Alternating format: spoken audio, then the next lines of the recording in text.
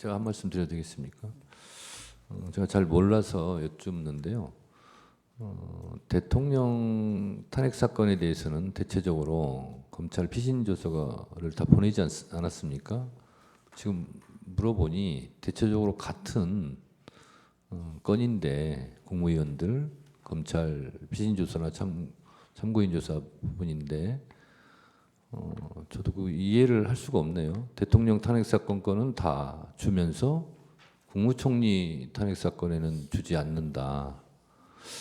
그러면 누구는 어떤 건 주고 어떤 건 안 주고 그럴 이유는 저는 없다고 보거든요. 그래서 재판관님들께서 다시 한번 좀 이렇게 좀 길을 열어주셨으면 좋겠습니다. 자, 제가 정리하겠습니다.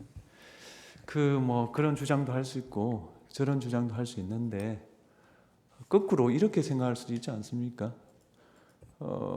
송부 촉탁 기록을 보낸 사람은 혐의가 뚜렷하기 때문에 보냈고 보내주지 않은 사람은 혐의가 없거나 증거가 매우 미약하기 때문에 보내줄 단계가 아니다.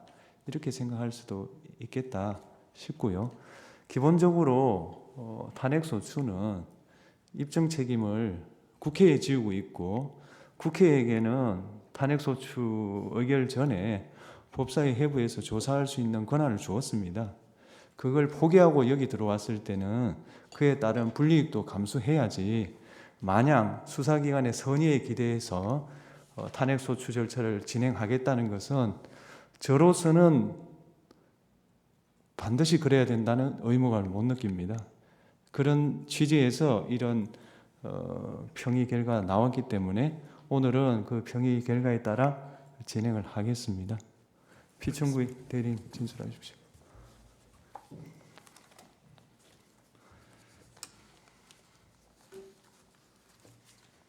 네, 존경하는 재판관님, 피청구인은 대통령 탄핵소추안 가결 후 헌법과 법률이 정한 범위 내에서 최선을 다해 대통령 권한대행의 직을 수행했음에도 불구하고 13일 만에 탄핵되었습니다. 이는 헌정사상 최초의 권한대행이 탄핵이자 적법한 요건을 갖추지 졸속 탄핵으로 먼저 이 사건 탄핵 집행 청구의 부적법을 주장합니다. 권한대행자에 대한 탄핵소추 대상 여부와 그 발의 및 의결 종족수는 모두 대행하는 직무를 기준으로 판단해야 합니다.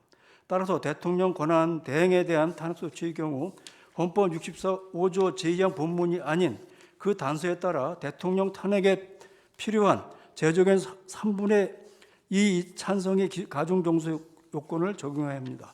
그러나 국회 본회의에서 의결된 피청구나 탄핵소추안은 이러한 가중정수 요건을 충족하지 못하였습니다. 따라서 이 사건 탄핵 심판 청구는 헌법이 정한 절차적 요건을 충족하지 못하여 부적법 각하되어야 합니다. 가사 이 사건 탄핵소추안에 헌법 제65조항 본문에 규정된 일반 종족수가 적용된다 하더라도 청구인이 주장하는 탄핵 사유는 아래서 보는 바와 같이 모두 사실에 부합하지 않거나 법리적으로 탄핵 사유를 구성하지 않으므로 탄핵 심판 청구는 기각되어야 합니다. 첫째, 특별검사 임명 법률안 제외와 관련해서 대통령 제외 요건은 헌법이 보장하는 대통령의 고유 권한입니다. 당시 국무총리였던 피청구인은 대통령의 고유 권한 제외 요구권의 행사를 견제하거나 제지할 권한 및 의무가 없었으며 단지 대통령을 보좌하는 국무총리 지위에서 국무회의 심의 등 헌법과 법률이 정한 절차에 따라 제외요구 과정을 수행했을 뿐입니다. 더욱이 제외요구 대상에 대한 특검 법률안은 위헌 입법사항이 명백하였던 바 이는 국회의 재의결 과정에서도 그 위헌 입법성이 인정되어 최종적으로 폐기되었습니다. 둘째, 윤석열 대통령 비상계엄 선포 및 내란에 관련하여 현 시점까지 밝혀진 바 여러 자료에 따르더라도 피청구인이 대통령의 비상계엄 선포 등의 공무 무긴 방조하지 않았음이 명백합니다. 오히려 피청구인은 비상계엄 선포 및 국무회에서 다른 국무위원들과 함께 비상계엄에 반대 의사를 명확히 표명했고 국회의 비상계엄 해제 요구 결의안 가결 직후 신속히 국무회를 소집하여 본인이 직접 주재한 가운데 비상계엄 해제를 의결하는 등 일관되게 비상계엄 선포에 반대했음이 분명하게 드러나고 있습니다. 더구나 김영원 전 국방부 장관 공소장에 보면은 공소 사실 내용에 대통령의 소집 지시를 받은